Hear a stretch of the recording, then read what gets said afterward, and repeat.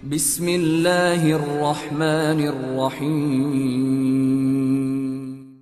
Bismillahirrahmanirrahim. Assalamualaikum warahmatullahi wabarakatuh. Sahabat yang beriman, nama malaikat Zabaniyah Allah sebutkan dalam Al-Quran, tepatnya di surat Al-Alaq. Allah berfirman, biarlah dia memanggil golongannya untuk menolongnya. Kelak kami akan memanggil malaikat Zabaniyah. Quran surat Al-Alaq ayat 17 dan 18. Ibnu Katsir menjelaskan, malaikat Zabaniyah adalah malaikat azab. Biarlah mereka memanggil golongannya, kami akan memanggil Zabaniyah, sehingga dia tahu siapa yang akan menang, kelompok kami atau kelompoknya. Tafsir Ibnu Katsir. Zabaniyah adalah nama malaikat-malaikat yang bertugas menyiksa orang-orang di neraka. Ia digambarkan dengan sosok yang sangat garang dan sadis, tidak mengenal ampun terhadap orang yang telah masuk ke dalam perut neraka. Zabaniyah berjumlah 19 malaikat sebagaimana jumlah huruf basmalah, dan Zabaniyah dipimpin oleh malaikat Malik. Penglihatan para malaikat itu bagaikan kilat yang menyambar.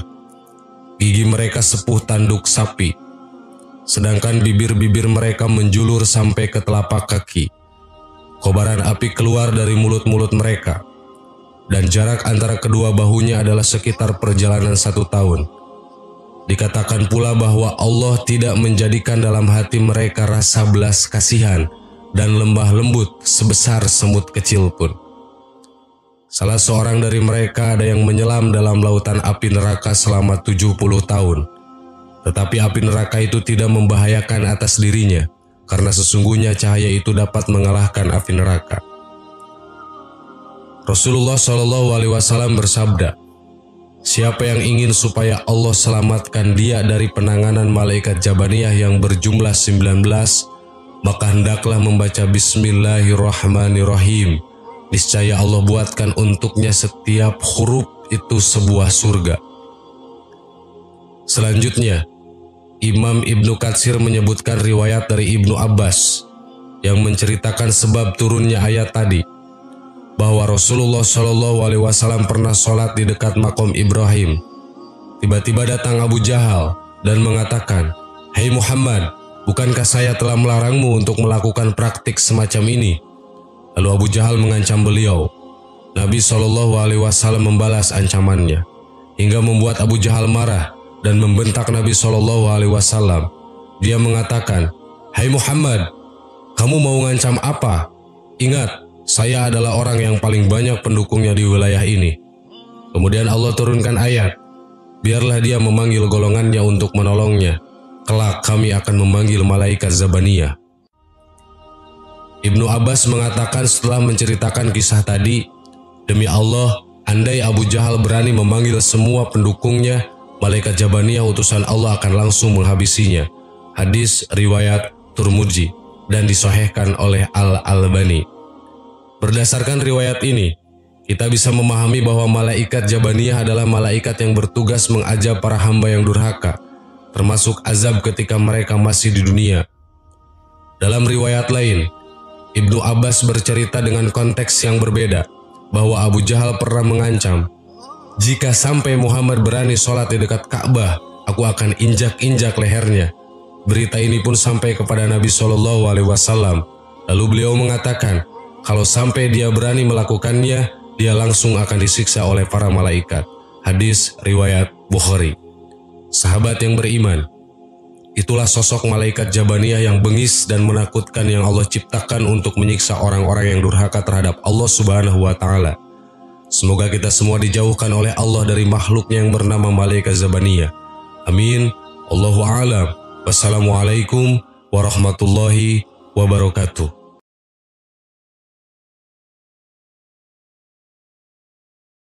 Assalamualaikum warahmatullahi wabarakatuh. Sahabat yang beriman, Abu Dujanah radhiyallahu an merupakan salah seorang sahabat istimewa Rasulullah SAW. Salah satu keistimewaannya adalah selalu mencegah keluarganya memakan makanan haram. Di dalam kitab I'anatul Talibin, bab Luqotoh karya Abu Bakar bin Muhammad Syaita Ad-Dimyati, wafat 1302 Hijriah, diceritakan Rasulullah SAW pernah menangis mendengar cerita Abu Dujannah. Abu Dujannah adalah sahabat Nabi dari kabilah Khazraj, wafat 632 Masehi. Beliau syahid dalam perang Yamamah ketika memerangi Nabi palsu Musailimah Al-Kadzab.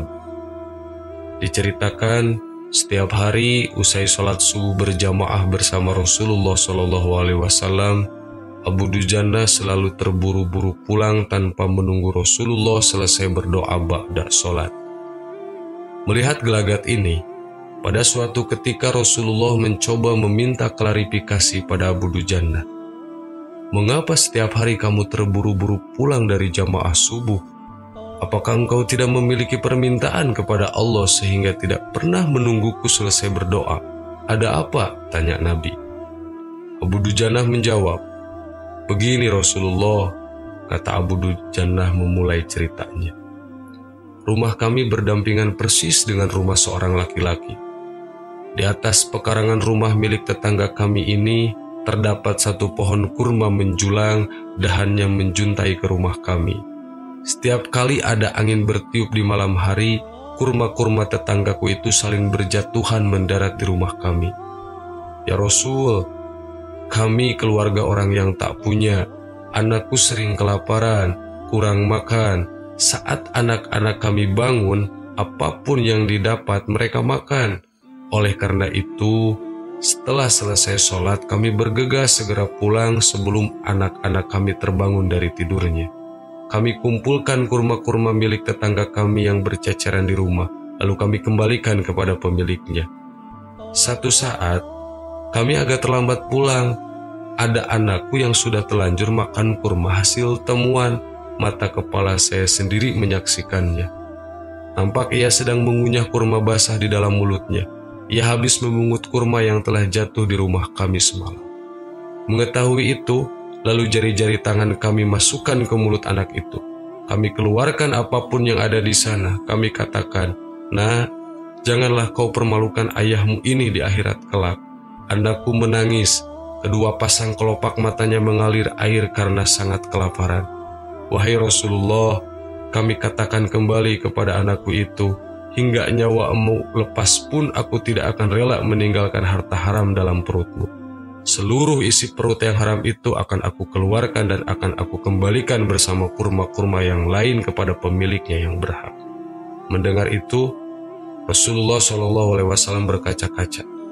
Butiran air mata mulianya berderai begitu deras. Baginda Rasulullah kemudian mencoba mencari tahu siapa sebenarnya pemilik pohon kurma yang dimaksud Abu Dujannah itu. Abu Dujannah pun mengatakan bahwa pohon kurma itu milik seorang laki-laki munafik. Baginda Nabi segera mengundang pemilik pohon kurma dan menyatakan ingin membeli pohon kurmanya. Bisakah tidak jika aku minta kamu menjual pohon kurma kamu yang kamu miliki itu? Aku akan membelinya dengan 10 kali lipat dari pohon kurma itu sendiri. Pohonnya terbuat dari batu jamrud berwarna biru, disirami dengan emas merah, tangkainya dari mutiara putih. Di situ tersedia bidadari yang cantik jelita sesuai dengan hitungan buah kurma yang ada, kata Rasulullah menawarkan. Laki-laki munafik itu lantas menjawab dengan tegas, "Saya tak pernah berdagang dengan memakai sistem jatuh tempo. Saya tidak mau menjual apapun kecuali dengan uang kontan dan tidak pakai janji kapan-kapan." Tiba-tiba sahabat setia Abu Bakar As-Siddiq radhiyallahu an datang lantas berkata, "Ya sudah, aku beli dengan 10 kali lipat dari tumbuhan kurma milik Pak Fulan yang varietasnya tidak ada di kota ini, lebih bagus dari jenisnya." Si munafik pun kegirangan sembari berujar, "Ya sudah, aku jual." Abu Bakar menyaut, "Bagus, aku beli." Setelah sepakat, Abu Bakar langsung menyerahkan pohon kurma itu kepada Abu Dujannah. Rasulullah SAW kemudian bersabda, "Hai Abu Bakar, aku yang menanggung gantinya untukmu." Mendengar sabda itu, Abu Bakar bergembira bukan main. Begitu pula Abu Dujannah. Sedangkan si munafik berjalan pulang menemui istrinya, lalu menceritakan kisah yang baru saja dia alami. Aku telah mendapatkan untung besar hari ini. Aku dapat 10 pohon kurma yang lebih bagus, padahal kurma yang aku jual itu masih tetap berada di pekarangan rumahku. Aku tetap akan memakannya lebih dulu dan buah-buahnya pun tidak akan pernah aku berikan kepada tetangga kita itu sedikit pun, katanya. Malamnya, si munafik tertidur nyenyak. Saat bangun di pagi harinya, tiba-tiba ia melihat pohon kurma yang sudah dijualnya berpindah posisi, menjadi berdiri di atas tanah milik Abu Dujana. Seolah-olah tak pernah sekalipun tampak pohon itu tumbuh di atas tanah si munafik. Tempat asal pohon itu tumbuh, rata dengan tanah, ia keheranan tiada tara. Demikian kisah sahabat dan pohon kurma yang membuat Rasulullah SAW menangis. Hikmah yang kita petik dari kisah ini adalah kehati-hatian para sahabat menjaga diri dan keluarganya dari makanan yang haram. Kemudian pohon kurma yang berpindah posisi itu adalah salah satu mukjizat Nabi Muhammad SAW yang langsung dirasakan oleh sahabat Abu Dujana. Wallahu a'lam. Assalamualaikum warahmatullahi wabarakatuh.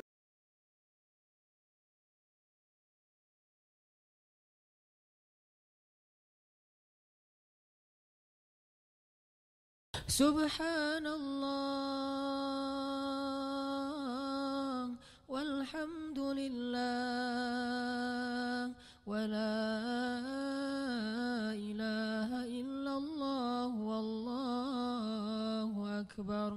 Subhanallah, subhanallah walhamdulillah wa la ilaha illallah wallahu akbar. Subhanallah.